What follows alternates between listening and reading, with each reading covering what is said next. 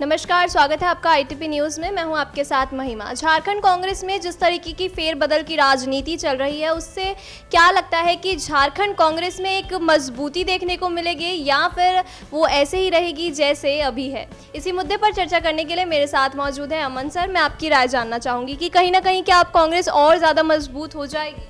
देखिए, मजबूत और कमज़ोर की तो मैं बात नहीं कहूँगा, लेकिन एक बदलाव हुआ है और ये बदलाव की लगातार हम लोग बात भी करते रहे हैं। लगातार चर्चाएं भी इसको लेकर हुई हैं कि कांग्रेस पार्टी में जो अध्यक्ष है उसको लेकर बदलाव होना चाहिए।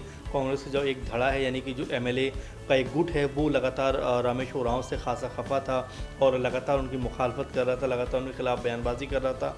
तभी से ऐसा लग रहा था कि हो सकता है कि रामेश्वर को इस पद से हटा दिया जाए। वैसे भी जिस तरह से इरफान ने ये बात कही थी, इरफान अंसारी जो एमएलए हैं कांग्रेस के, कि भाई एक व्यक्ति एक पद होना चाहिए। अगर रामेश्वर को देखें तो वो राज्य के वित्त मंत्री भी हैं और वहीं कांग्रेस पार्टी के अध्यक्ष भी वो थे, तो इसको लेकर भी लगातार जो विरोधाभास था कांग्रेस में वो नज़र आ रहा था। लेकिन हाँ, सबसे महत्वपूर्ण बात आपने जो कही कि चलिए तमाम चीज़ों के बाद अगर अध्यक्ष बदले हैं तो क्या अध्यक्ष बदलने का जो एक प्लस पॉइंट है वो कांग्रेस के साथ में नज़र आएगा? क्या ऐसा लगेगा कि कांग्रेस पार्टी जो लगातार झारखंड में तमाम तरह के उतार चढ़ाव, तमाम तरह की मुश्किलें, तमाम तरह से जो कई तरह के आरोप हैं उससे घिरी हुई नज़र आ रही थी, तो क्या ऐसा है कि जो राजेश ठाकुर को जो अध्यक्ष बनाया गया है और जिस तरह से उनका नाम लेकर तुरंत सामने आया गया है, उनको जिम्मेदारी दी गई है, तो क्या वो उस काबिल हैं या वो इतनी क्षमता रखते हैं कि पार्टी को बहुत अच्छे से आगे लेकर चल सकेंगे, पार्टी को मजबूती से आगे लेकर चलेंगे? तो ये कई सारे सवाल हैं और कई सारे सवाल ये सब लोगों के दिमाग में भी कहने को उमड़ते हुए नज़र आ रहे हैं। लेकिन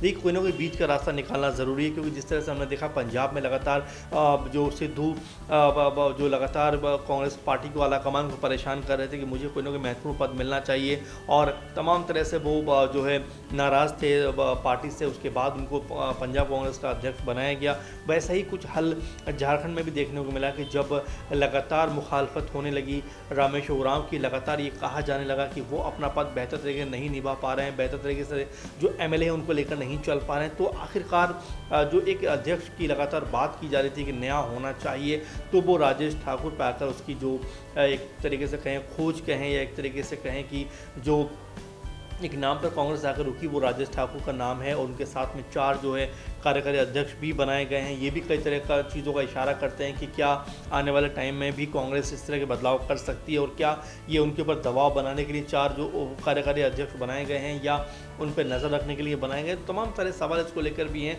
और इसमें भी कई नाम ऐसे हैं जो शॉकिंग हैं। बंधु तिर्की का नाम इसमें शॉकिंग है और भी कुछ नाम हैं जो जिनके ऊपर लगातार बात हो रही है। लेकिन फिलहाल अगर अध्यक्ष पद की बात करें तो मुझे नहीं लगता कि सिर्फ अध्यक्ष बदलने से बहुत सारी समस्याएं जो हैं वो खत्म हो सकती हैं। बिल्कुल, लगातार कई विधायक मांग कर रहे थे कि अब अध्यक्ष पद को बदलना चाहिए, कुछ फेरबदल होनी चाहिए, पर अब जब फेरबदल हो गई है तो कई विधायक नाराज भी नजर आ रहे हैं। बिल्कुल, और वही मैं कह रहा हूँ। देखिए, कोई भी जब आप फेरबदल करते हैं, कोई पार्टी को जब आप ये देखा जाता है कि पार्टी में कोई पदों पर जब फेरबदल होता है या उनको बदलाव देखने को मिलता है, तो उसमें कई लोग खफा होते हैं, कई लोग खुश भी होते हैं और पार्टी जो मिलजुल कर लोगों से बनी होती है, सबका कहीं ना कहीं सहयोग, सबका जो है कहीं ना कहीं उसमें पूर्ण रूप से योगदान होता है, तब कोई पार्टी मजबूत होती है। ऐसे में जिस तरह से राजेश ठाकुर का नाम सामने आया, हालांकि किसी को इतनी उम्मीद नहीं थी कि उनका नाम सामने आएगा, वो जो है पार्टी के अध्यक्ष बन सकते हैं, लेकिन मैं वही कह रहा हूँ कि बीच का रास्ता कांग्रेस ने निकालने का सोचा कि अगर किसी बड़े नाम पर ये जिम्मेदारी देते हैं तो कहीं ना कहीं आपस में फूट पड़ने का या आपस में एक दूसरे के ऊपर जो है कहें कि दोषारोपण करने का सिलसिला शुरू हो सकता है। इसीलिए कांग्रेस ने बीच का रास्ता ज़रूर निकाला होगा कि एक ऐसे नाम पर जिसके नाम पर ज़्यादा शोरगुल ना हो। लेकिन अभी भी कई विधायक ऐसे हैं जो नाराज़ नज़र आ रहे हैं, तो क्या राजेश ठाकुर वो नाराज़गी दूर कर पाएंगे? क्या लोगों के साथ जो खासकर कांग्रेसी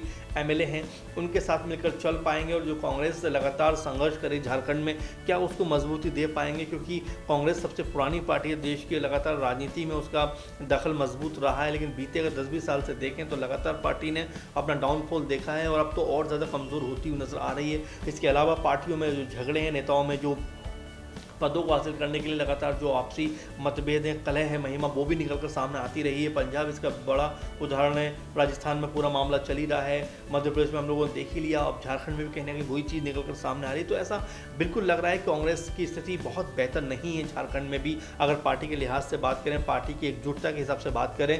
अब राजेश ठाकुर के ऊपर बड़ी इस बात की जिम्मेवारी होगी कि वो कैसे जो है इस पार्टी को बेहतर लेकर चल सकेंगे। क्या सब एमएलए का सहयोग उनको मिल सकेगा? क्या उनसे सब एमएलए खुश रह पाएंगे, खुश हो पाएंगे? और क्या सबसे महत्वपूर्ण सवाल है कि कांग्रेस जो एक ठहर सी गई है, यानी कि झारखंड में एक उसका रुका हुआ कह सकते हैं कि बहुत प्रगति नहीं है उस पार्टी में, बहुत तेज़ से आगे नहीं बढ़ रही, क्या वो बढ़ पाएगी?